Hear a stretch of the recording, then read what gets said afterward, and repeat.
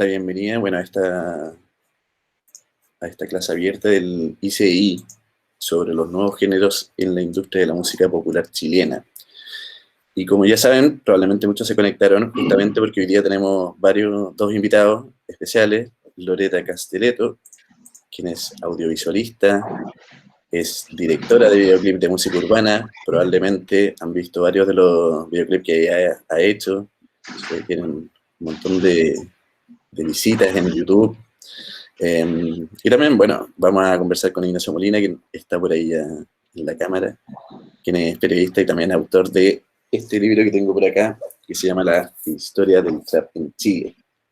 Para que quienes no lo han leído, no lo han comprado, también vayan a buscar a su librería favorita. Su descuento al final del Google Meet. Exacto.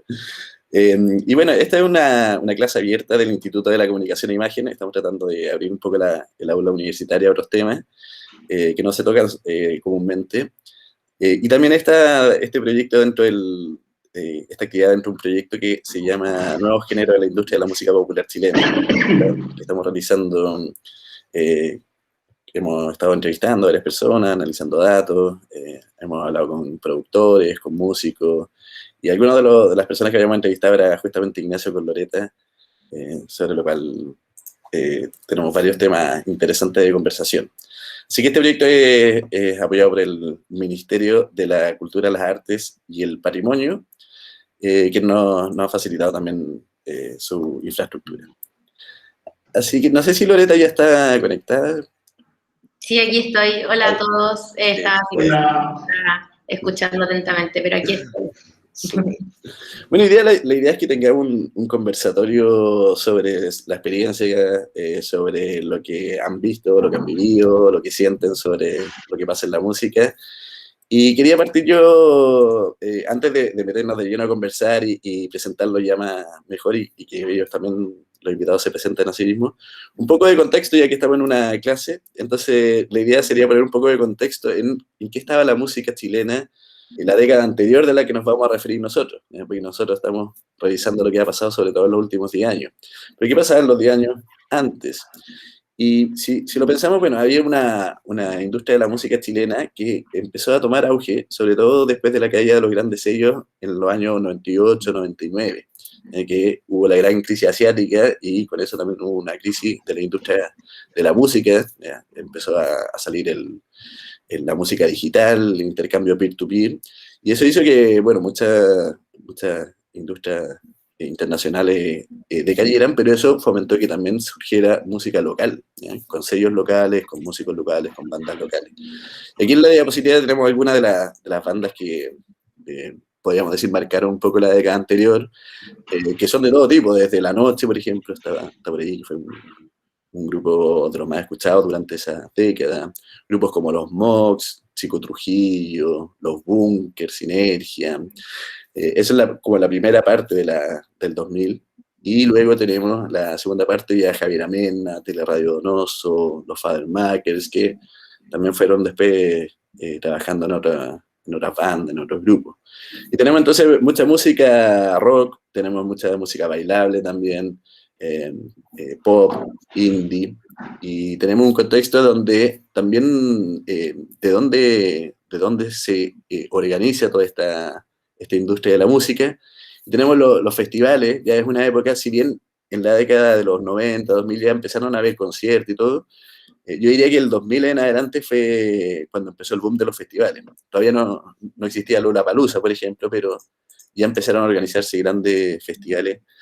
Y por otro lado nacieron los programas de televisión de talento, ¿ya? Protagonistas de la Fama, Operación Triunfo. De hecho, de ahí donde salió también Mon Laferte. Entonces, bueno, tenemos ese contexto y quería hablar un poco de eso para partir y para preguntarle a los invitados primero para que se presenten, para quienes no los conocen, y preguntarles un poco qué es lo que estaban haciendo hace 10 años, en qué estaban en esa época de los 2000, 2010, y cómo llegaron a la música, cómo llegaron al periodismo, cómo llegaron al audiovisual. No sé si ¿quién quiere partir? Loreta, démosle la palabra a Loreta. Ya, voy a partir yo. Hace 10 años yo estaba en el colegio y francamente yo nunca en mi vida pensé que iba a estudiar audiovisual o que me iba a terminar dedicando a esto, sino que fue algo que se dio en el momento de salir del colegio y tener que elegir una carrera, algo en que enfocar mi vida, y en ese momento estaba viendo una serie y me cuestioné que hay que estudiar para trabajar en cine, en series, en videoclips, y así llegué al mundo audiovisual. Y hace 10 años yo francamente no escuchaba música chilena. Me pasa algo muy raro que ahora recién ya más de grande y estando un poco más en la industria, he empezado a investigar un poco más de la música, escuchar, no sé, ese álbum de Javier Amena, Fodermakers, y creo que eso es algo que hablé en la entrevista que me hicieron sobre la investigación, que encuentro que es súper lindo porque siento que hace 10 años la gente que tenía mi edad en ese momento, no sé, 15, 16, escuchaba música de afuera. O sea, yo me acuerdo que escuchábamos, no sé, la música Disney Channel, MTV, y creo que ahora los jóvenes sí están valorando más la industria nacional, y hay ídolos adolescentes dentro de nuestro género, y creo que eso es algo súper lindo que personalmente yo antes no valoraba, y ahora creo que es bacán que se le esté dando estos nuevos espacios y que se estén generando figuras, artistas, ídolos que tengan como esta pasión y que generen esa pasión en los fans y que tengan harto potencial material visual de alta calidad, videoclips increíbles, y que también ellos mismos se crean el cuento, que se levanten ellos mismos, que no sé, se luzcan de repente con outfits así extravagantes, que no le tengan miedo a sobresalir, porque al final eso es lo que sirve y eso es lo que importa y eso es lo que llama la atención y lo que mantiene un poco la escena viva, enfocándonos obviamente dentro del urbano. Y no sé, creo que igual ha habido un cambio, yo siento, muy notorio. Eso, no sé, no sé qué más explayarme. No, bien. Quizá Ignacio no fue... Ignacio es un poquito mayor que Loreta, ¿no?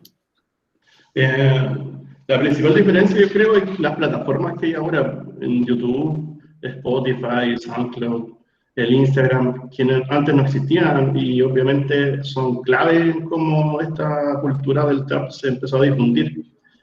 Algo súper como hazlo tú mismo, do it yourself and rock, ¿cachai? Cabros con pocos recursos se le ingenian, hacen entre ellos comunidades y salen adelante. Eso es como yo creo lo fundamental, y hay muchas ganas de hacer cosas, a diferencia de años atrás, donde estaba como todo más, dependía más de las radios, de las revistas, ¿cachai? De la tele. Ahora ellos tienen sus propias herramientas, hay más independencia.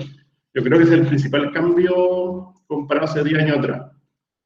Y hace 10 años atrás creo que estaba escribiendo como en blogs, algo así, y tenía un editor bien importante para mí que se llama Marcelo Ibáñez Barri, que fue como el que me formó un poco. Él me invitó a colaborar en el Mercurio Online, como con columnas y entrevistas, y ahí como que aprendí más o menos a hacer esto. Y antes de eso, yo creo que fue fundamental que tuve, yo creo, el privilegio de crecer como por MTV, cuando MTV era todo, así era. Estaban los reportajes, la entrevista, estaba la generación dorada del hip hop con Nueva York, con Notorious B.I.G., Wu-Tang Clan, cuando tú en California estaba Eazy-E, Snoop Dogg, Tupac. Paralelo estaba la escena que se llamaba alternativa con Pixies, con Sonic Youth, estaba el grunge, también estaban entrando como el punk pop, como Offspring, Green Day, la movida electrónica de Inglaterra con Prodigy, Chemical Brothers. Entonces era realmente mucha información musical, y gracias a MTV, por ejemplo, tú podías conocer a los músicos, saber qué había detrás del personaje. Y eso creo que fue un acercamiento inconsciente a valorar la música más como algo como arte, más que como diversión. Súper. No sé si Loreta quiere agregar algo. Nada, lo que mencionaba el Ignacio, el tema de las redes sociales y de la autogestión, yo creo que también es un cambio muy drástico que se ha producido dentro de la industria, porque ahora en verdad cualquiera puede hacer su propio video, hacer sus propias canciones, en verdad no hay límites, cualquiera tiene acceso a poder hacerlo, entonces creo que las herramientas están a la mano de todos y eso también ha hecho que la industria vaya creciendo y que dentro de la escena urbana tengamos mucha variedad, mucha diversidad de distintos artistas y al mismo tiempo igual eso es un desafío porque al haber tantos artistas, cada uno tiene que buscar su forma de sobresalir tanto en la música como en lo visual, porque está a la mano de todo, entonces hay que estar constantemente probándose y eso. Súper. Vamos a revisar un poquito estas imágenes que les estoy presentando ahora sobre música urbana en Chile, porque si bien es verdad que en Chile ya desde los años 80 podíamos escuchar rap, algo de hip hop, yo diría que en los últimos años, los últimos 10 años, la música urbana se transformó en algo masivo, de grupos como que partieron con Maquisa, Tiro de Gracia, pero después tenemos a la Anita Tijoux, los lyricistas, músicos que también han innovado desde la banda, porque también es un cambio, pareciera que en los años anteriores había mucha banda de música, y después fueron más solistas, más freestyle, o personas que venían del freestyle, que se transformaban también en raperos, en hip hoperos. Bueno, ahí tenemos algunos de los que fueron marcando también estos últimos 10 años, Coyote, Movimiento Original, Jonas Sánchez, pero tenemos ese estilo, ese movimiento urbano que después, quizás la segunda mitad de esta última década, se fue especializando mucho más y empezaron a aparecer por ahí nuevos artistas, CAS, Paloma Mami, Pablo Chile, obviamente, que ha marcado una tendencia y ha internacionalizado mucho más la escena. Jan Sister, que también están dentro de los orígenes que también Ignacio fue recabando ahí en la historia del trap en Chile. Y también personajes muy interesantes con los que Loreta también ha trabajado, Polima West Coast, por ejemplo. Me gustaría leerle una cita del libro de Ignacio, que lo habla Hanno Gebert, que después quizá Ignacio nos puede explicar un poco más quién es. Pero dice algo muy interesante, dice sobre el video My Blood, dice, fue el antes y el después. Dice, se muestra un Pablo más cercano. El loco muestra que realmente no es un flaite como piensa la gente, sino que es un weón humilde, que quiere rapear, ganar plata y tirar para arriba, que tiene una conciencia, se dio a entender. Más encima, el manso video. Ahí explotó la escena. Obviamente con la Paloma Mami también, pero con My Blood explotó la escena underground. A mí me parecía muy interesante lo que decían ahí, porque creo que da para mucho para conversar quizá. Y no sé, primero quizá Ignacio nos puede explicar un poco el contexto de My Blood, y Loreta que nos explique por qué el video que ella hizo y que marcó, y que quizá ahí nos puede explicar cómo llegaste a la escena, cómo pasó eso. Y no sé si Ignacio quizás nos puede explicar un poquito más el contexto. Voy a hablar breve como el video de la Loreta, yo creo que ella es la indicada para comentar eso. El Hanno Gebert es el fundador y dueño de una tienda que se llama Treino, que es de ropa streetwear en Chile, y la gracia es que él apoyó a los cabros del trap del comienzo, ponte tú. Creo que le pasó ropa al Pablo Chile en su primer video, Pablo, al John Sister también en su segundo disco, al Kid Poison, al Dref Kira. Tiene una marca que se fue posicionando y él fue siguiendo desde lo estético este movimiento. Entonces, es una persona que maneja esta información y que estaba ahí desde el comienzo. Y el video My Blood sí fue fundamental porque, como dice él, es un hito, de pronto es como el tema que hace explotar este estilo en Chile, yo creo. Si bien antes puede haber sido Chichigán del Pablo, pero esto hace como, tiene un sentimiento distinto. Escuchar la voz del Polima también en el video, cuando la Loreta los graba también ahí comprando ropa en Tommy Hilfiger de pronto, que parece divertido, pero igual es como, te da a entender como como otra realidad, porque el Pablo Chile en una entrevista dice, le preguntan cuál es la principal cuál es la principal diferencia entre ahora y antes, y creo que dice, bueno, antes compraba ropa Tommy Hilfiger robada y ahora creo que me la gano, algo así, ¿sí? Y como que en ese video ellos salen de la tienda y aparte salen como, la Loreta lo que hizo ahí, me contó para el libro, que les dijo que no salieran como tonteando tanto atrás, ni saltando, ni gritando, como si tuvieran más contenido, ¿cachai? Porque todos los videos eran iguales, poniendo autos en una población, salían con pistolas, y este video como que cambia un poco eso, está como más calmado. Ella como lo hizo, yo creo que es la persona que puede hablar más al respecto.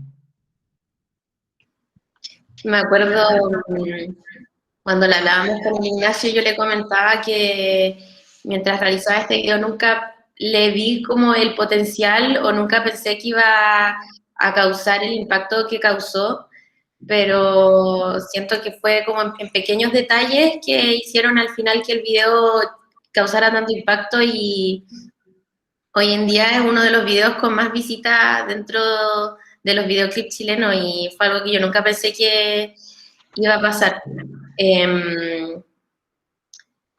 Para ir como hablando así por partes, al principio la idea del video en sí fue del Poli. Él llegó con la idea de querer grabar con los autos en esta locación, se había conseguido la tienda.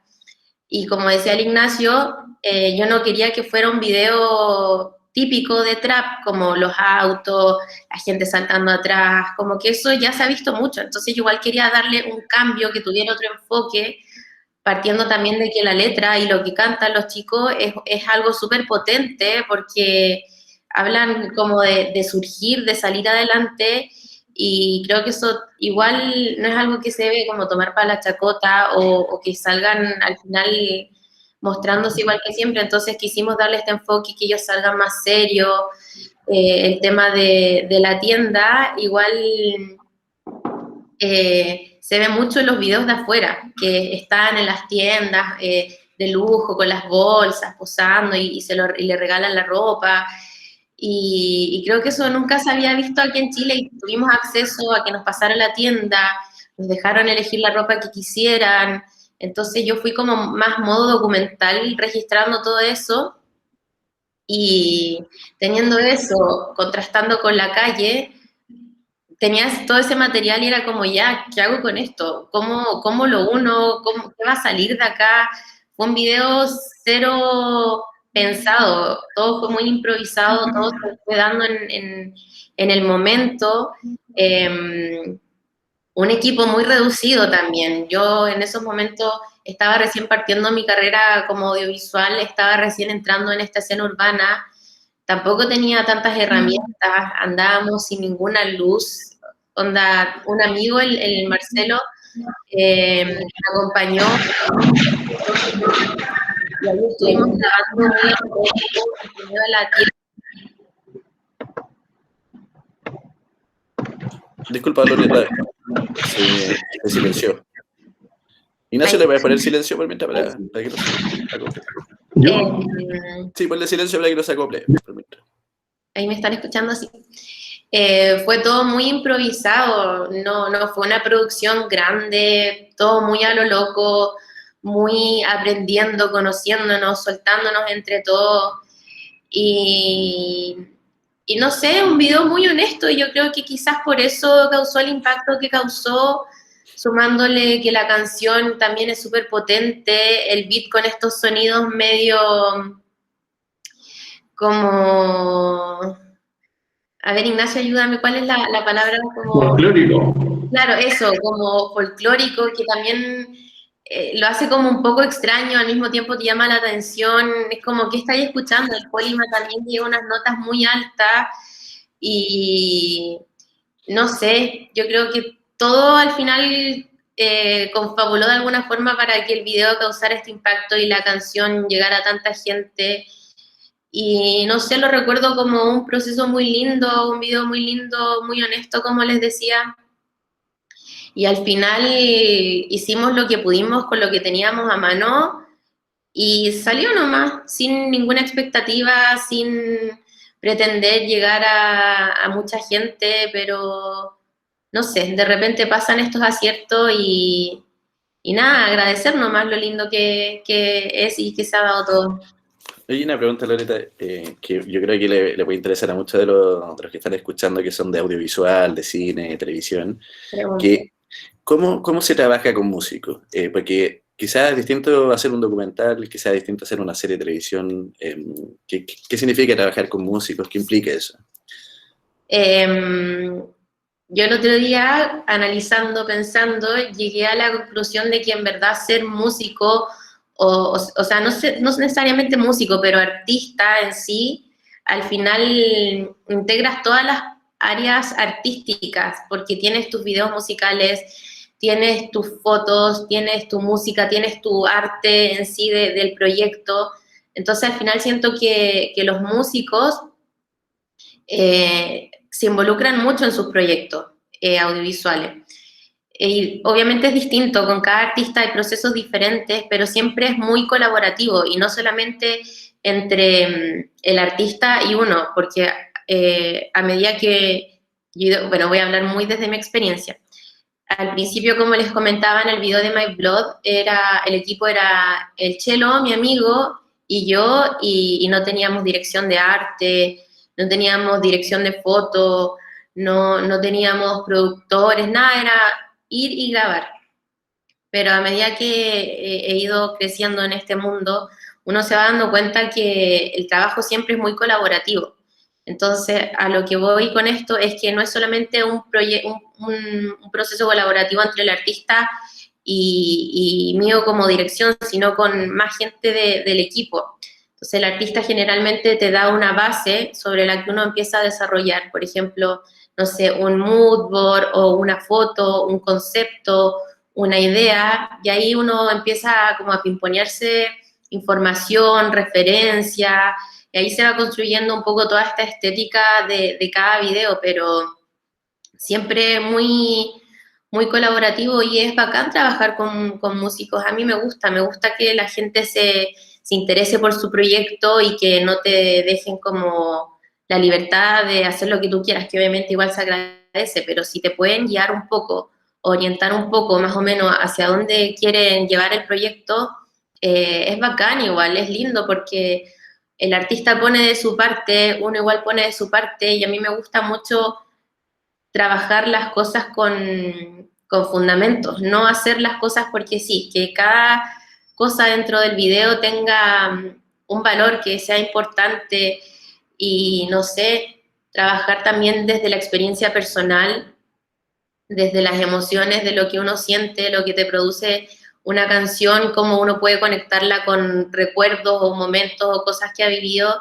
Al final todas esas cosas le van dando más valor a la pieza y hacen que sea un trabajo honesto y yo creo que la gente valora eso y se siente cuando uno está haciendo algo porque le nace a cuando uno está haciendo algo porque lo copia. Yo siempre trato de decirle a la gente cuando tengo la oportunidad de hablar y de dar estas charlas y conversar que hay que ser auténtico al momento en que uno trabaja, porque eso se nota y la gente lo valora y al final igual siempre estamos trabajando con las emociones. Entonces creo que es primordial que uno hable o grabe o no sé, se exprese sobre lo que conoce y lo que uno siente. Y no sé, me fui como en la media rama. No, está súper bien, súper bien. Ignacio, también te quería preguntar, porque en tu libro tú investigaste, bueno, quizás nos puedes contar un poquito cuánto te demoraste en hacer todo el libro, desde cuándo empezó, pero también un poco vas explorando de dónde vienen estos sonidos, porque nos hemos referido al trap, a la música urbana, pero no hemos hablado mucho de qué música es en el fondo. Y tú ahí vas rastreando los sonidos en Atlanta, en el sur de Estados Unidos, que ahí vienen las influencias, pero también se ve como claramente influencias de ritmos más latinos, el dembow, el reggaetón, obviamente. Y no sé, quizá explicar un poco eso, pero también cómo fue tu proceso de escritura del libro, cómo empezaste a entrevistar, cómo llegaste a los músicos, etc. Claro, bueno, como hay alumnos de periodismo, es importante comunicarles que Al menos pienso que la única forma de investigación válida en este tipo de reportaje es hablar directamente con las fuentes, que son las personas, las fuentes directas. Personalmente, también participar, si es posible, de sus actividades como observador, en este caso pueden ser festivales, rodaje de video, por ejemplo, estar un poco inmerso ahí, observando, viendo cómo ellos se comunican, viendo sus códigos, abarcando un poco su mundo desde afuera, con esa mirada externa. Por eso el libro final, que es la edición actualizada que salió en enero, deben ser unas 130 personas hablando. Y es mucha información, si te fijas. Y lo que opté a hacer un relato oral, que fue una idea que tuvimos con el editor, que se llama Guido Arroyo de Alquimia. Un relato oral es algo muy similar a un documental, como también estudiante aquí de realización de comunicación audiovisual, de cine, es donde hablan de una persona, luego otra, y entre todos van contando una historia. Eso le da mucha agilidad al texto. Entonces, cuando tú tienes tanta información en el libro, a la vez tiene ritmo. Es lo que al menos me han dicho los que lo han leído, que se han entretenido y se han informado a la vez. Lo puedes leer de forma más fluida al estar estructurado así.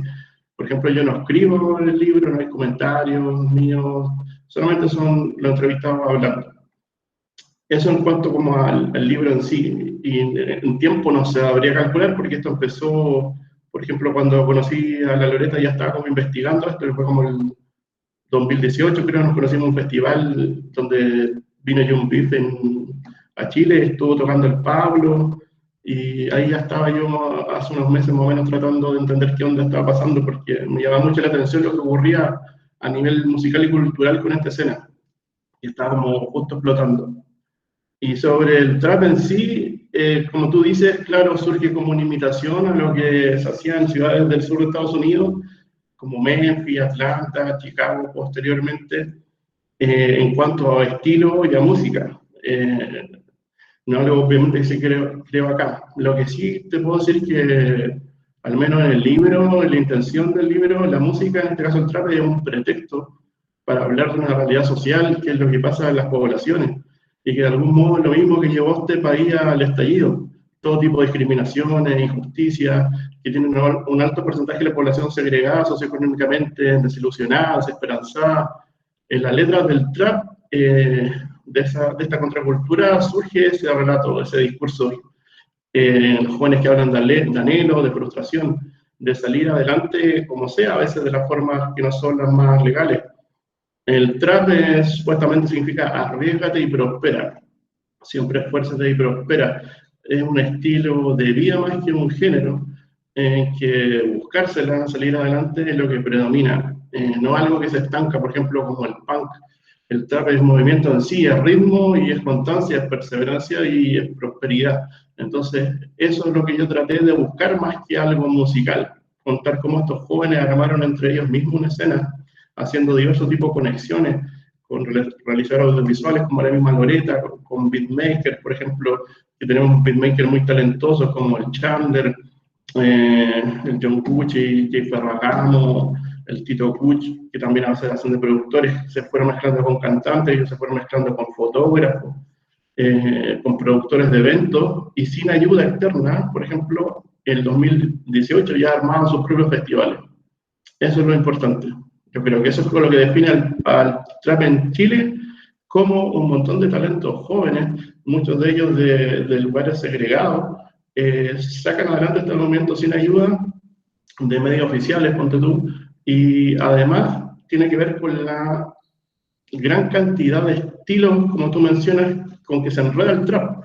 Si bien parte más oscuro, donde los ponentes principales en este caso son Nación Trichy y Juan Marlon Briz, que es como el visionario que trae este ritmo de Estados Unidos, y es como el OG, el original, el que parte esto con Dinero Sucio, con Chris Gómez, personas que venían del hip hop.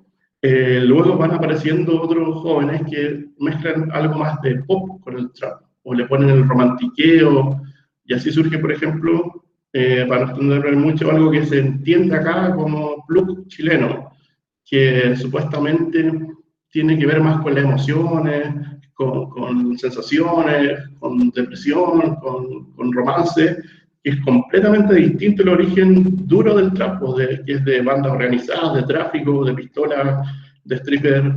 Entonces ahí te das cuenta cómo el género va ramificándose en Chile a medida que se va mezclando con otros ritmos, la electrónica, el reggaetón, el mambo que se conoce acá, que es el merengue, y por eso me llama mucho la atención, es muy amplio. Por un lado tenía Nación Trisi y otro allá en Luca, y no se parecen en nada, por ejemplo, o a los NASCAR, y no sé, ponte tú, CAS tampoco, entonces es muy variado. Sí, pues tiene harto influencia, se ha ido mezclando con todo. Y para un poco para los que quizás no conocen tanto un poco la historia de los artistas chilenos, cuando Ignacio dice que son artistas jóvenes, son artistas realmente jóvenes. Estamos hablando de que, por ejemplo, Pablo Chile empezó a qué edad, a 14. 14, ¿cierto? En el fondo, Loreta también le veía que por ahí que en alguna de las entrevistas decía que cuando llegó a grabar a los músicos también lo encontró que eran bastante jóvenes todavía. Así que no sé si así, Loreta, o... Sí, o sea, al principio éramos todos unos niños. Sí, yo siento que hasta lo que yo hablo en el libro del Ignacio lo hablo como con una perspectiva como muy de niña, que obviamente ahora veo todo de forma muy diferente, pero al principio todos éramos niños, todos estábamos recién aprendiendo. eh, y es lindo igual ver cómo todos hemos ido creciendo, siguiendo cada uno su camino y cada uno desde su área mejorando y es lindo eso. Diríamos que el 2019 quizás fue un año clave para el trap en Chile, ¿no? Que el Lollapalooza es un momento que se juntan en el escenario varios. Por ahí Loreta también comenta algo de esa situación. ¿Qué fue para ti esa experiencia, Loreta? Eh, Emocionante, yo estaba así como al borde de las lágrimas porque igual uno les agarra cariño. O sea, yo personalmente con los que más formé lazos en mis inicios fue con el Poli y con el Sister, porque era como verlos partir tocando en estos pequeños bares en Bellavista y después verlos llenando Movistar Arena al mismo tiempo que hay artistas internacionales tocando en otras partes y ver al público que estaba ahí con los chicos era emocionante, lindo. Verlos a ellos felices a mí me llenaba completamente porque aparte la energía que se vive en los shows es algo que no sé, que yo nunca había sentido y nunca pensé que iba a sentir porque no sé, yo desde chica siempre fui como muy fan, como me gustaba una banda y me iba a verlos a todos los conciertos, me compraba todas las revistas, todos los pósters, muy fanática siempre. Y ahora vivir eso desde el lado como de los artistas en el escenario, el mundo del backstage y todas esas cosas donde yo me empecé como a desarrollar también como fotógrafa con ellos, era, no sé, no sé cómo describirlo muy bien, pero se sentía muy, muy lindo vivir todo eso. Entonces, después verlos llenar un Lollapalooza, sabiendo lo importante que era para ellos, más allá de compartir como artistas laboralmente, también se generó un lazo de amistad, de cariño, de respeto mutuo. Y obviamente uno vibraba con ellos. Si uno los veía felices a ellos, obviamente tú también estabas feliz, te traspasaba la euforia del público, del momento, y, y no sé, aparte en el Lollapalooza yo no estuve con ellos en el escenario en sí, yo los vi como público, entonces también era otra experiencia, siempre estando adelante con ellos y ahora verlos desde atrás, no, muy lindo, muy emocionante, recuerdo eso con mucha emoción, muy lindo. Súper. Pareciera, claro, y el 2019 empezó el movimiento a surgir cada vez más, empezaron a darse cuenta los medios también de que existía esta música. Y por ahí me quiero tomar de algo que dijo Ignacio, y que está también en parte en una cita de su libro, de una cita de Seba Echevarría, que entiendo que es manager de varios de los artistas, ¿no? Entonces, él dice, pero dice algo interesante sobre el origen de esta música. Dice, los Mercedes, hablando de los autos de Paul y Sister, los compramos porque dan un mensaje. Dice, me gusta ver un negro en la calle con un Mercedes, y a la gente le gusta. He visto cómo la gente va al poli disfrutando, y tiene que ver con eso, que las cosas buenas no solo son para algunos pocos. A mí me parece interesante eso porque y nos va a dar un poco de pie para el siguiente tema que quería comentarles, pero efectivamente pareciera que uno de los espíritus del trap y de la música urbana que sale en estos últimos años tiene que ver con eso, con una autogestión, con algo de avanzar, de lograrlo uno mismo, de muy independiente, haciéndolo todos juntos. Si bien ahora ya hay algunos artistas que han firmado con sellos importantes, con Sony, con otros, pero se mantiene un poco ese espíritu de colaboración, de trabajar con otros, de hacer las cosas en la casa.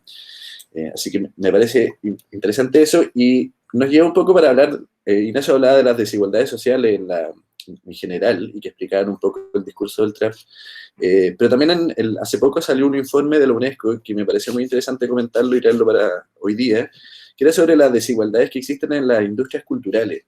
Y se hablaba sobre todo de la diferencia entre hombres y mujeres en las industrias culturales. Por ejemplo, aquí hay algunos datos en la diapositiva. Dice, por ejemplo, está hablando del contexto del COVID. Dice, la COVID-19 nos ha ayudado a frenar los riesgos y las amenazas a mujeres artistas y profesionales de la cultura, lo cual afecta tanto su bienestar mental como físico. Y tenemos, por ejemplo, quizás no se ve muy bien en la diapositiva, pero tenemos un gráfico a la izquierda que es de las actuaciones de hombres y mujeres en festivales de música electrónica desde el año 2012-2019. Claro, vemos que en general hay poca representación de mujeres en por lo menos esos festivales. Y acá arriba tenemos algunos de los datos de amenaza o del tipo de desigualdad que se va produciendo. Dice, 74% de las infracciones contra mujeres artistas y obras relacionadas con la mujer fueron actos de censura. 57% de los casos afectan a artistas y obras visuales. Y las principales justificaciones utilizadas para silenciar a las mujeres artistas fue en un 55% indecencia, 25% razones religiosas. En el fondo se está hablando de que existe censura muchas veces a las mujeres como artistas, tanto y a veces tiene que ver por los videoclips, por las letras de las canciones, por lo que expresan, y quizás ese es uno de los temas que quería plantear. Y el otro tema también que me parece importante en este contexto es plantearle a qué ha pasado con la pandemia y la música. Y ahí tenemos otros datos que se los voy a mostrar al tiro para que después nos concentremos en conversar de estos temas. Y dice sobre una encuesta que se hizo en Chile en el contexto de la pandemia, se hizo en marzo del año pasado, del 2020, y dice, los músicos que contestaron la encuesta, que se realizó entre el 18 y el 30 de marzo, declararon haber cancelado 6,5 servicios o eventos musicales en promedio por la pandemia de coronavirus. Esta es una cifra que entregó el Observatorio Digital de la Música Chilena. Y aquí hay un gráfico también sobre el efecto que tuvo, incluso monetariamente, los músicos, el hecho de la pandemia, ¿ya? Que en el fondo fueron dejando de recibir cierto ingreso, porque obviamente los músicos viven no solamente de grabar la música, sino de presentarse en conciertos y otras cosas. Entonces, son dos temas que pueden ser un poquito distintos, pero me gustaría igual que los tocáramos. Quizá Loreta nos puede contar su experiencia de trabajar en la música como mujer. ¿Qué significa eso? ¿Hay sexismo en la música? A veces desde afuera pareciera que el trap es un campo un poco masculinizado, pero quizás no es tan así. No sé si nos puede comentar un poco. Yo personalmente no he vivido tanta discriminación en ese sentido. Creo que igual va un poco porque me he rodeado de la gente adecuada. He tenido algunos problemas que de repente, no sé, recuerdo una vez que me sentí discriminada porque estaba sacando fotos en un concierto y mi cámara que yo llevo a los conciertos es una cámara muy chiquitita, es muy compacta y no me dejaban entrar a sacar fotos porque mi cámara era muy pequeña y no se veía profesional. Y no me dejaron pasar porque no se veía profesional mi cámara. Y ahí sí me sentí discriminada y fue súper penca, pero ahí no fue como por un tema de por qué era mujer. Pero, pero en sí no, yo personalmente nunca me he sentido menos por ser mujer. Creo que también va en hacerse respetar, obviamente, porque de repente está ahí, no sé, pues si volvemos al tema de los conciertos, cosas así, son momentos en que están pasando muchas cosas.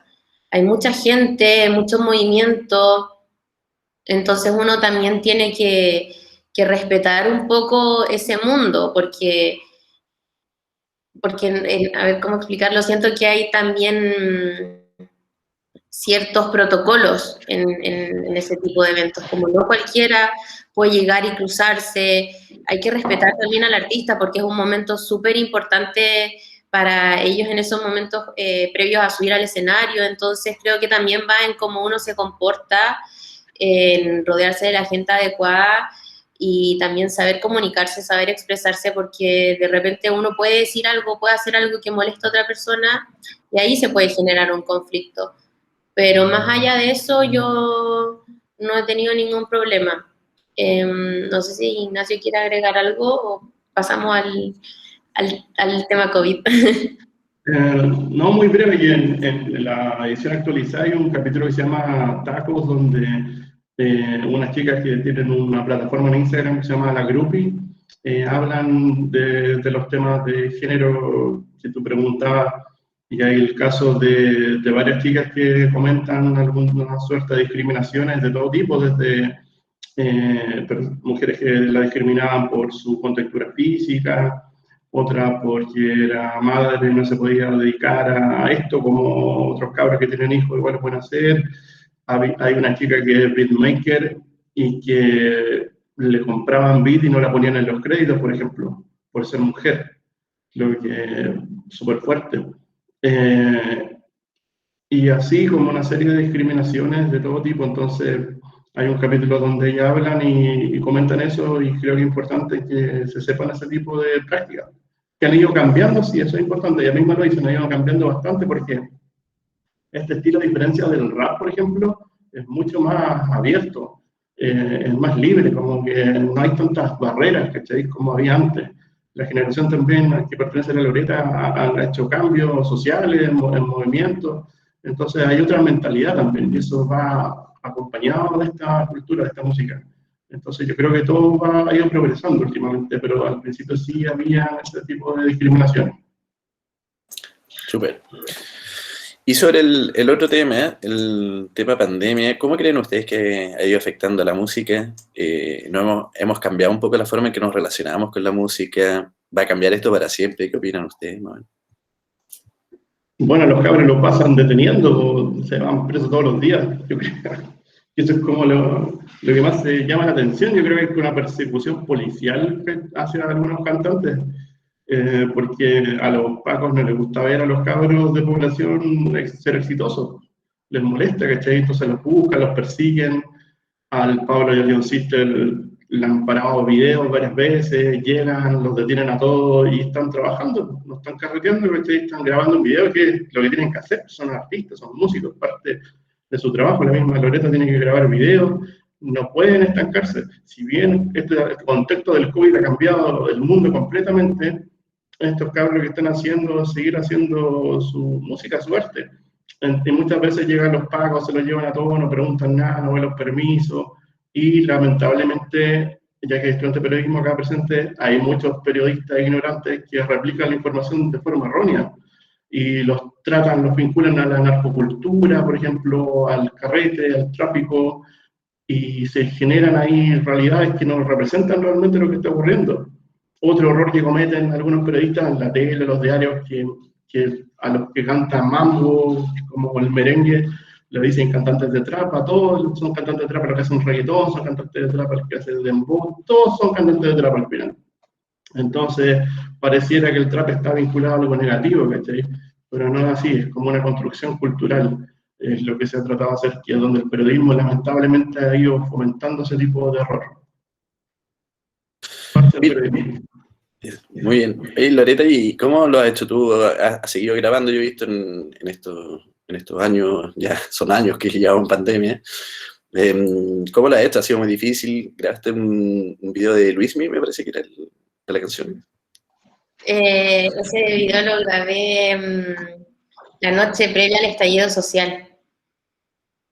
Entonces, igual era otro contexto, pero igual fue heavy, porque estaba todo paralizado el otro día, no se podía ocupar el metro, teníamos problemas para llegar a la locación, no, fue caótico. Y bueno, ahora con el COVID, lamentablemente, hablamos con mis amigos, colegas, que nuestra pega ya es como más o menos ilegal, porque, como decía el Ignacio, ha pasado mucho que chicos han estado grabando sus videos y llegan los pacos y se llevan a todos detenidos, y obviamente uno igual es responsable porque nadie se quiere arriesgar a que te caguen un rodaje, que es algo igual, es mucha pega previa para organizar un rodaje. Entonces uno se preocupa de estar con los permisos. Los rodajes a los que yo he ido ahora siempre tenemos prevencionista de riesgo, te toma la temperatura, al momento de comer separado, entonces no es como que, no sé, uno vaya perdón por la expresión, pero como uno vaya a huevear, al final uno está trabajando, tanto los realizadores como los artistas. Entonces, en la primera cuarentena se paralizó todo realmente, por lo menos dentro de mi círculo audiovisual, nadie estaba trabajando. Lo único que se hacían eran estos videos como versión Quédate en casa, que se grababan los artistas y después uno los editaba, ese tipo de cosas, o charlas o cosas así, pero trabajo en terreno realmente se nos paralizó todo. Y ahora obviamente, como ya ha pasado más cuarentena, ya todos tenemos más experiencia, sabemos que se puede grabar, siempre está el riesgo de que puedan llegar los pacos, pero uno tiene que ser responsable, estar con los permisos, con cierto aforo, y al final así igual hemos ido surgiendo y hemos podido seguir grabando, siendo responsables, y nada, hay que acostumbrarse a este nuevo mundo, a esta nueva forma de trabajar, y salir adelante nomás. Por lo menos dentro de mi círculo lo hemos estado haciendo así. Ahora volvimos a fase 1, hay algunos rodajes que se pararon, hay otros que siguen, pero siempre igual cuidándose, porque, no sé, pueden llegar los chicos y se los llevan. Ha estado difícil continuar. Y bueno, los músicos han perdido un montón de instancias para poder seguir trabajando. Quería seguir porque para que no se nos pase me gustaría comentar algo breve ¿Sí? al respecto. Coméntanos. Otra cosa que tiene el trap relacionado con el COVID, que la energía que se dan en las tocatas de trap es algo súper único. La Loreta sabe, por ejemplo, porque ha ido como audiovisual a varias. Por ejemplo, se da una dinámica que los artistas y el público se mezclan, se suben al escenario, saltan con ellos. Por ejemplo, en este show que te nombré, donde vino John Beef en el subterráneo, estaban arriba del escenario el Pablo Chile, Gianluca, el CAS, el Black Roy, habían cabros del público mezclados, todos cantando Chichigán juntos. Cuando tocaban, por ejemplo, los NASCAR, siempre tocan como juntos, no hay una separación de tarimas junto a su público, se da una energía súper especial en esos shows. Hay otro show que se llama Los Traqueteos, a los que yo no he ido, pero investigando los conocí, viendo videos. Los Traqueteos, donde la escena más under del trap también opera como casi como una tocata a pan rock, donde están todos mezclados también, ¿cachai? Y ahí hay como exponentes como el Berkeley Richie, el Techlix, The Last, y comparten y cantan con los mismos personajes que lo van a ver. Y el COVID obviamente impide que exista esa instancia. Entonces son personas que se quedaron sin poder hacer su show justo cuando esto iba súper para arriba. Cuando estaba explotando esta cuestión después de Lollapalooza, lo que cuenta la Loreta, y cuando está Polima del John Sister cantando y se llena el Movistar, algo que es impresionante, y se empieza a expandir este momento en la prensa. Después llega el estallido, llega el COVID y las tocatas se acaban. Pues. Es súper paradójica situación para los artistas chilenos, porque era un momento de triunfo, así que estaban obteniendo el reconocimiento, y después se frenan los chavos en vivo, donde está la esencia del género. Sí, cierto, pareciera que no se va a retomar eso más encima en el corto tiempo. No, yo creo que no, sepa cuánto tenemos. Oye, y les quería llevar también a otro tema también para dejar el micrófono abierto después para que puedan hacer preguntas los que están escuchando esta conversación. Pero el último tema, un poco hablar del futuro, sobre los gustos populares. Hay un informe de la SCD que decía que en el año 2019 los autores o los músicos más escuchados en Chile fueron Mon Laferte, Paloma Mami, Cami, Américo, Santa Feria, Francisca Valenzuela, Denis Rosenthal, Camila Gallardo, Bárbara Distraída. Hay muchas mujeres que han estado pegando muy fuerte en la música en los distintos géneros. Y bueno, y un poco preguntar hacia dónde vamos, hacia dónde va el videoclip, hacia dónde va también la crítica musical. Sabemos, bueno, salió una noticia que ya me imagino que hartos la vieron, que Santiago era la capital del streaming de reggaetón en Spotify. Que yo creo que ahí también se mezclan un poco varios géneros, ¿no? No debe ser solamente reggaetón. Y bueno, Pablo Chile también ha firmado con sellos internacionales y eso ha ido cambiando. Hay varios artistas que empezaron a firmar con Sony Music, por ejemplo. De hecho, Loretta estuvo trabajando en el video de Princesa Alba, que me parece que ya Princesa Alba había firmado con un sello. No sé si es muy distinto trabajar con un artista que está dentro de un sello a trabajar con los artistas de manera independiente. No sé qué opina Loretta. Sí, igual es diferente porque hay distintas modalidades. Generalmente con un artista independiente tú todo lo tratas con el artista o de repente si tiene manager lo tratas con el manager y el tiempo todo es como mucho más relajado y más flexible, los cambios del video también más flexible, pero cuando estás con un sello, generalmente el artista está... depende de más personas, no es solamente que lo vea él y su manager, se pueden meter otras personas, pueden dar otras opiniones y también los tiempos, no sé, los artistas más grandes tienen este canal en YouTube en Vevo, entonces generalmente para mandar los videos a Vevo hay un tiempo, no sé, por ejemplo el video sale hoy día, uno tiene que mandarlo con una semana de anticipación para que lo puedan subir a la plataforma, distribuirlo, y al final son otros tiempos, y es mucho más estricto al tratar con un sello, porque no es solamente el artista, hay muchas otras personas involucradas, mucho tiempo, planificación, entonces como más profesional, por así decirlo, y eso. Súper.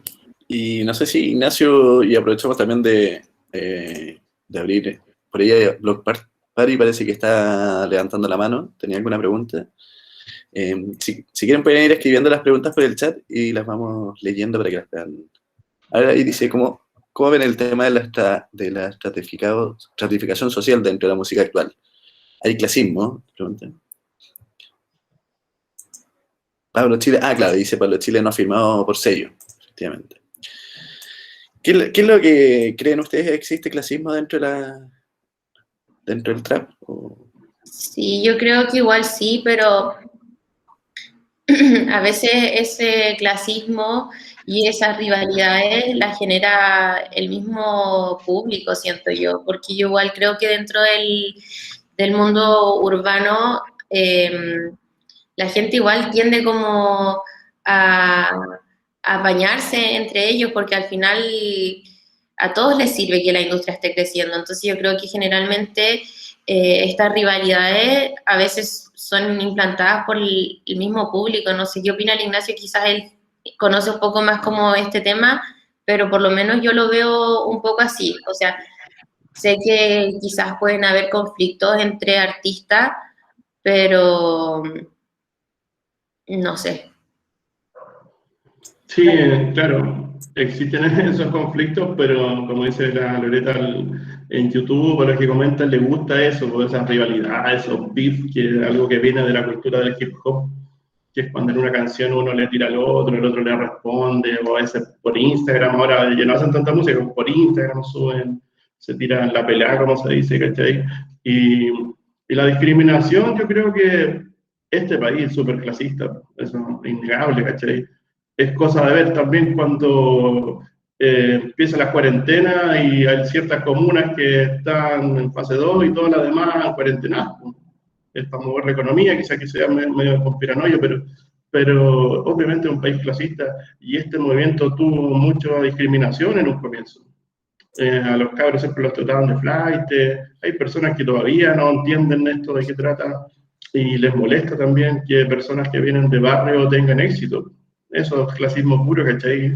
Es para ponerle un freno por venir de cierto sector o hablar de cierta manera. Y algo que si bien ha ido cambiando porque ellos han demostrado que son personas que tienen un talento, que son exitosos, que pueden surgir y se han ganado su propio espacio. Tanto así que estamos en la Universidad de Chile, que estoy hablando de trap, lo que impensado hace 2 o 3 años atrás, que esté en una forma súper como formal, ordenada, que esté en una instancia agradable. Y eso gracias a ellos, porque se abrieron las puertas desde los barrios. Entonces, esa discriminación, si bien existe, ha sido derrotada en base al talento de estos jóvenes, de alguna manera. Sí, pareciera que eso también es algo distinto en esta generación de músicos, que sin mucho instrumento, sin mucho apoyo, cuestiones técnicas, lograron levantar una escena desde cero. Y yo creo que eso es una de las cosas más valorables que podemos decir. O sea, artistas que se internacionalizaron y que venían desde cero.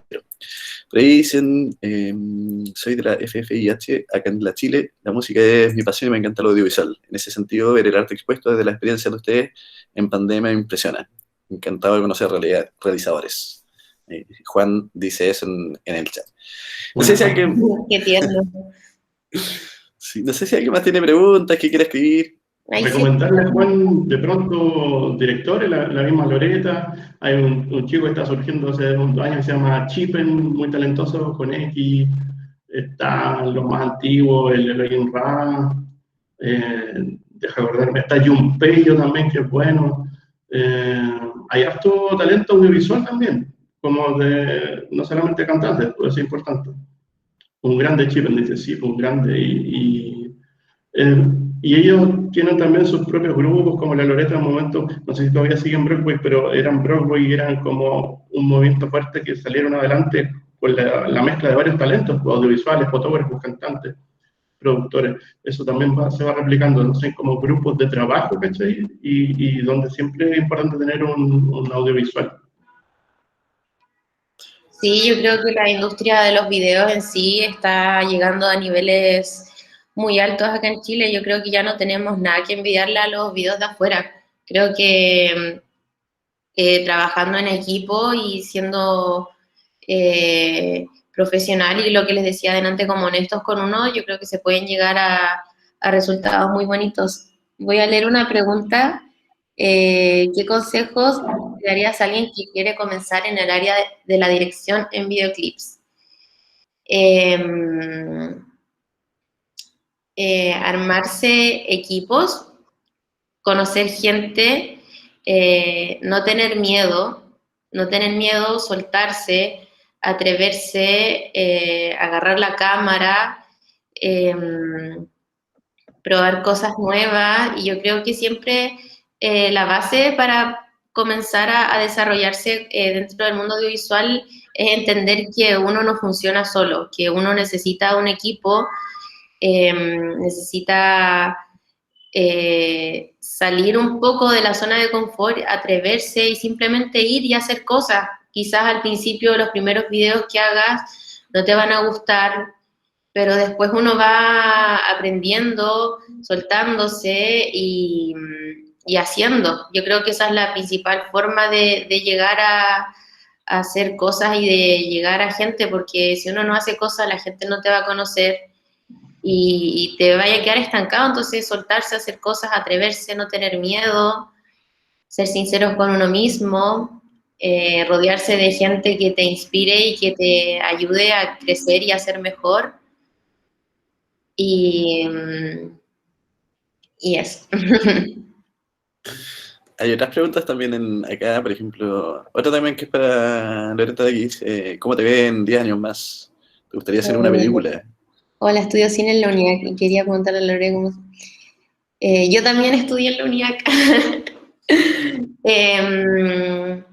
Sí, a mí me encantaría hacer una película, me encantaría. Al principio cuando entré a la universidad no le veía mucho, no le encontraba mucho el gustito a hacer películas, pero ahora me he estado rodeando más de amigos cineastas y realmente me encantaría. Creo que sería hermoso, pero es un trabajo muy grande, muy grande. O sea, yo estuve en un rodaje de una película y es desarrollar años un proyecto y creo que para hacer eso realmente hay que encontrar algo una temática, un proyecto que te llene mucho y que no te den ganas de abandonarlo, porque al final es un proceso con el que uno se casa por mucho tiempo, entonces me encantaría, pero de momento no tengo algo que desarrollar, pero obviamente es un sueño. Y unas preguntas también para Ignacio. Tu libro causó inspiró a muchos, yo creo, pero también causó harta polémica, apareciste en muchos medios. Me imagino que se vendió muy bien también. Y dos preguntas que quizás tú podrías responder: el tema de la música en regiones. Pareciera a veces que se ve muy centralizado todo, la Florida, Puente Alto, como que todo el trap va surgiendo por ahí, pero obviamente yo he visto que hay hartos músicos en regiones también haciendo cosas interesantes. Y lo otro que plantean por ahí: ¿cuál es la motivación de una nueva edición del libro? ¿Faltaron cosas que tratar? ¿Qué es lo que falta ahí por comentar? Voy a partir por la última. Para hacerla como corta, los libros, mientras más páginas tienen, más caro es hacerlo, por ejemplo. Entonces tiene una limitancia en cuanto al material que va a presentar. Obviamente que hablen como 80, 90 personas en el primer libro, creo que harto, pero sí sentí que había una deuda pendiente por una escena más under, que no estaba representada de la mejor manera, encuentro, donde hay personajes, artistas que son importantísimos, al menos encuentro yo desde la investigación y me gustó, como el Jumper Represalia, que es un chico de La Paz, ¿cachai? Que tiene un estilo único, que representa el trap quizás más estricto que hay. También está el Kilua, que surgió hace 2 años, ¿cachai? Que también representa otro estilo de esa música más cercana a algo emocional, más romántico, ¿cachai? Más personal también. Recuerdo, creo que desde La Pintana también representa esa población, pero con otra forma de comunicar la música dentro del mismo género del trap. Faltaba, por ejemplo, el Wolf 707, que tiene relación con el club chileno, el Teclix de Iquique, nos hablaba el Chester Minach, que también es importante. Faltaban algunos beatmakers, el John Gucci, que fue el que hizo el beat de No te quieren ganar, del Pablo Chile. Entonces, habían artistas que faltaban, si uno quería abarcar más, ¿sí? Entonces, estuvo esa deuda, y algunos estaban entrevistados, pero quedaron fuera por corte de páginas, ¿sí? Que algo que se entiende del formato. Y por eso, más que nada, y aparte que es entretenido hacer este libro, porque tiene un tipo de estructura donde tú le puedes ir agregando los capítulos, ya que está hecho como un relato oral. No tiene una dificultad tan grande. Al final se le fueron agregando, se fue reestructurando en base a esa forma en que está escrito. Y la pregunta sobre las regiones, sí, pues es importante eso. En Antofagasta, por ejemplo, hay como la segunda capital del trap. De allá viene Lizzy Kid, que tenía un piño antes con otro cantante, que se llama K-Swat. También está en Coquimbo. Ahora hay un joven que se llama el Gela Brock, por ejemplo, tiene 16 años, que es muy inspirador para las generaciones más jóvenes que vienen ahora. Está Nachoco en Curicó, también un beatmaker súper talentoso. El Sadie House también es de Curicó. Hay escena de trap en Chillán. Como que en Concepción también hay cosas. En Viña del Mar está la Wavy Serena. El Valenciaga Falsa también. Hay hartos artistas, como una tercera generación, que están surgiendo de regiones y están tomando terreno en lo audiovisual, en la música, profesionalizando su música al difundirla en Spotify. Así que es bien interesante ese aspecto. Ya no es todo, como decías tú, Puente Alto y la Florida, que es como donde surge un poco la cultura. Súper. A mí me gustaría decir algo también. Hola, ¿cómo están? Bueno, Hola, bueno, Pedro. Comenta nomás. Yo me llamo Pedro y también hago videos, soy realizador audiovisual.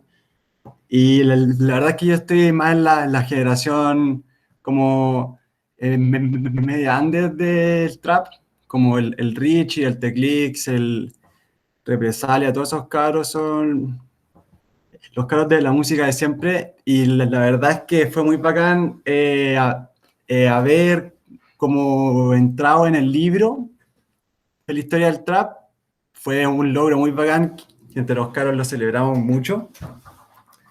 Y eso en verdad nos llenó harto para seguir trabajando, realizando cosas.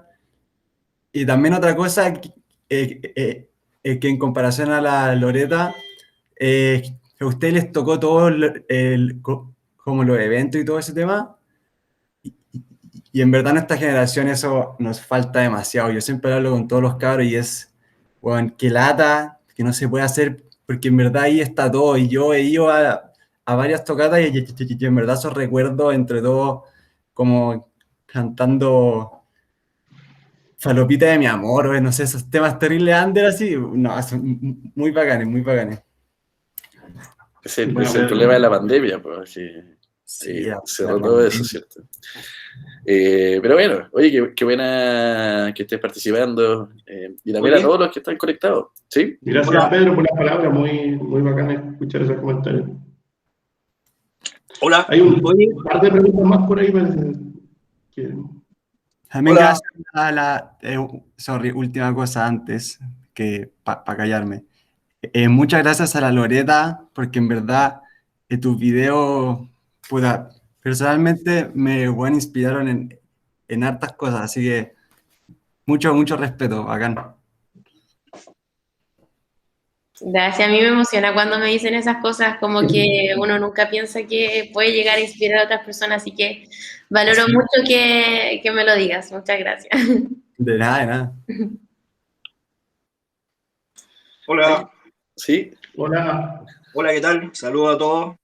Hola. Oye, una pregunta para el Nacho. Yo le había hecho la consulta hace un rato respecto a su libro porque fue tema,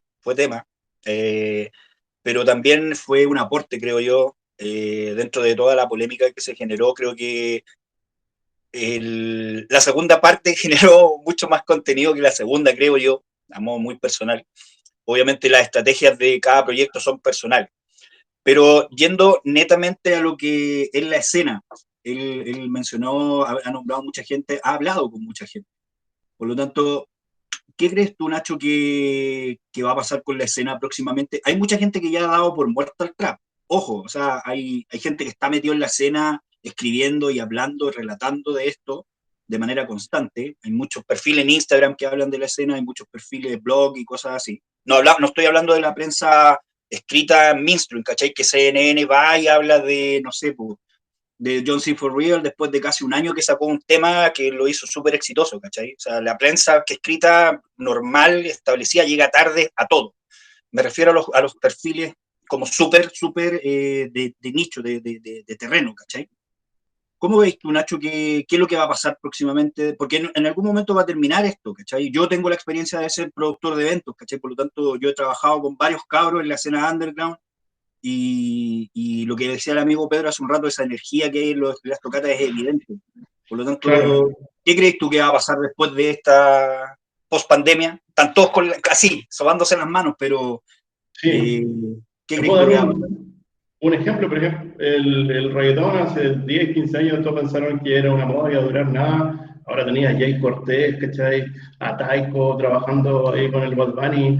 Tenía estos reggaetoneros de Colombia, también de Chile y Puerto Rico, Es que que esa siguen relación, continúan esa relación de Puerto Rico con Chile viene hace mucho tiempo, de los tiempos de tiempo. Chocolate Blanco.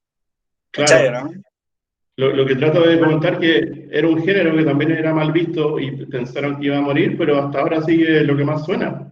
Entonces el trap, a medida que se vaya adaptando a la generación, a la estética, a los temas, va a seguir vivo. Yo creo que no tiene un deadline, una fecha de vencimiento. como comentaba ahí, para no ser tan larga, hay muchos cabros jóvenes de 16 años, de regiones, que están dentro de este estilo que es muy abierto y le permite hacer música que está dentro del trap chileno, ¿cachai?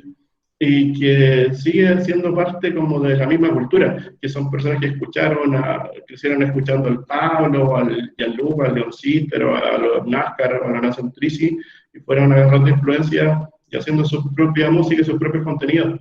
Entonces, cada vez viene una nueva generación que tiene, por ahora, algo que ocurre en los cabros de ahora, tienen como influencia otaku o más emo, que igual es llamativo, como que van mezclando códigos, ¿cachai? Y eso es bonito también, pues. A mí me cargan los buenos estrictos de pensamiento que dicen que el trap es la población, el tráfico, la pistola, y si no andáis en esa no eres trap. O sea, nadie puede decir que es trap o no, y aparte, el que lo dice es alguien que copió el estilo de Estados Unidos, tampoco tiene como, puede venir a decir que no es trap. Lo bacán es que eso, que es muy abierto, que se puede mezclar por hartos géneros, y que yo creo que a medida que surgen nuevos artistas, nuevos directores de video, nuevos beatmakers, va a seguir vivo. Tiene que ver más con eso. Así que tiene harto futuro. Así que long life, larga vida. Súper. Oye, se nos fue pasando la hora, son las 11:45. Yo sabía que nos íbamos a quedar un poco corto, pero yo creo que hemos tenido una buena conversación. Hemos abarcado un montón de temas y agradecer obviamente a Ignacio, a Loreta, que estuvieron hoy día disponiendo de su tiempo para conversar con ustedes y poder inspirarnos también para seguir trabajando en la música, tanto los periodistas que están interesados en investigar sobre estos temas, aquellos que trabajan en audiovisual, de involucrarse, de aprender a trabajar también con músicos, como dice ahí Loreta, de arriesgarse, de tomar iniciativa.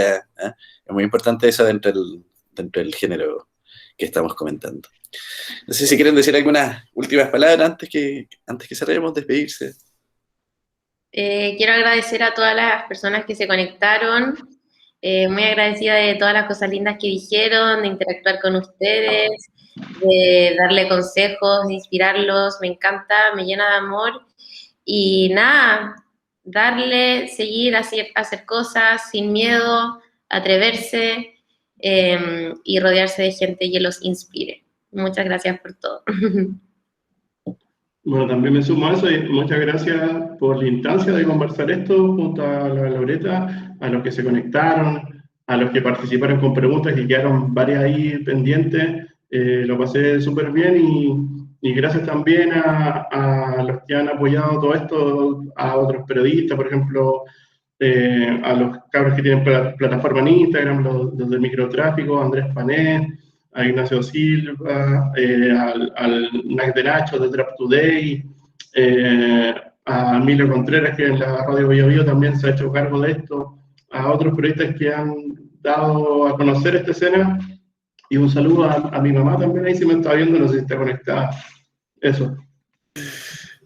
Quedaron varias preguntas abiertas, pero yo creo que después se pueden comunicar también con Sí, que sea una instancia así de poder hablar, es bonito interactuar, me gusta. Sí, súper, no, muy interesante todo y bueno, por ahí preguntar por música regiones, pero Ignacio hizo ya un comentario sobre eso. Va a quedar disponible en todo caso, vamos a ver dónde podemos alojar la grabación para que quede disponible para todos que la quieran revisar después, ahí les van a poder tener más información. Yo les voy a ir escribiendo a todos los que se inscribieron a través del formulario, les voy a ir dando noticias también de este proyecto que estamos realizando sobre la música chilena. Así que agradecer mucho a Loreta, a Ignacio,